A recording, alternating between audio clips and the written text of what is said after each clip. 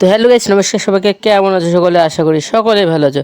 তো guys, আবার চলে আসলাম একটা নতুন ভিডিও নিয়ে। তো guys, এখন আমি যাচ্ছি হলো তিরমণি। আজকে রয়েছে তিরমণি হাট, আজ শুক্রবার।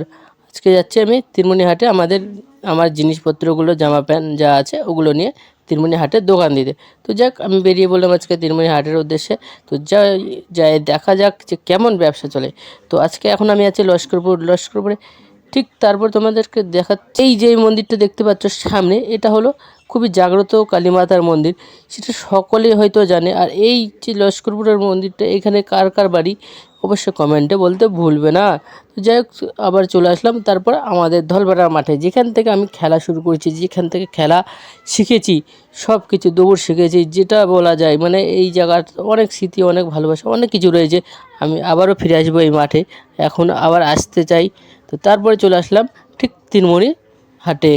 এই যে দেখতে পাচ্ছ তিনমণি বাজার, প্রায় একটু লোকজন কম কম লাগছে, বেশি লোকজন হবে না দেখে মনে হচ্ছিল। তো যাই হোক, এই যে বেরিয়ে পড়লাম আমি আমার উদ্দেশ্যে। টোটোওয়ালা কাকাকে বললাম একটু সামনে নামাই। তো গাইস, তারপরে আমিও রেডি, আমার দোকানও রেডি। অনেকে জানেন হয়তো আমি কীভাবে দোকান দিই আর কোথায় দিই দোকান দিই।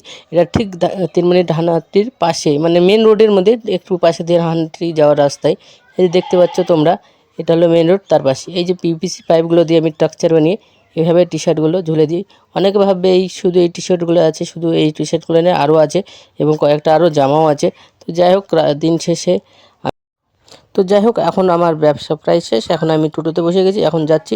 আজকে বাজার ভালোই ছিল মোটামুটি। তো যাই হোক, আবার দেখাচ্ছি নতুন ভিডিওতে। সবাই ভালো থাকো, সুস্থ থাকো এবং